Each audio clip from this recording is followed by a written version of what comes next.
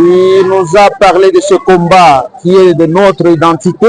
C'est un combat de notre identité et que ce n'est pas un combat seulement, ce n'est pas seulement la guerre de la FARDC, mais c'est une guerre du peuple congolais.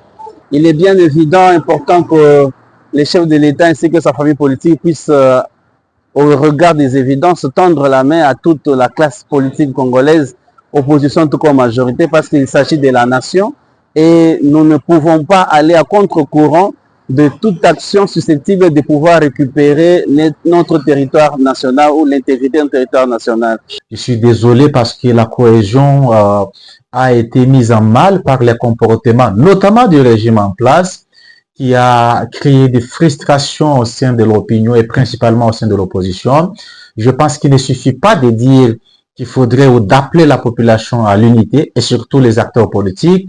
Il faudrait que dans les chefs de nos autorités, du chef de l'État, des membres de l'Union sacrée, qu'on sente, et de leurs militants surtout, qu'on sente effectivement qu'ils ont changé de cap. Le président a malheureusement aussi compris en retard qu'il fallait diminuer les trains de vie des institutions afin de doter suffisamment de moyens aux forces armées congolaises afin qu'elles soient beaucoup plus efficaces sur le terrain.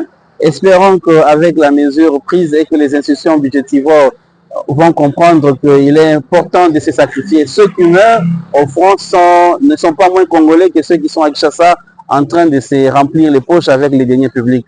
On devrait réserver des sanctions sévères contre tout individu qui vole ou qui détourne les deniers publics. Comme nous l'avions d'ailleurs nous proposé, nous de l'envoi, drastiquement le train de vie des institutions, y compris la présidence de la République, et que cette institution arrête de fonctionner dans les dépassements budgétaires, qu'on réduise drastiquement le train de vie de cette institution ainsi que d'autres institutions, et que l'argent qui sera épargné soit canalisé sérieusement, comme je l'ai dit, j'insiste sérieusement, dans le fonctionnement et la prise en charge de ceux qui ont la responsabilité de nous protéger.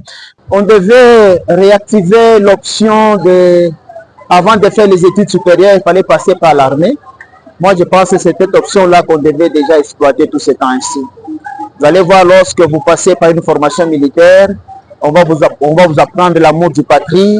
Et vous, dès que nous sommes menacés, on n'aura pas à chercher les gens pour aller s'intégrer à l'armée parce que nous aurons déjà notre réserve.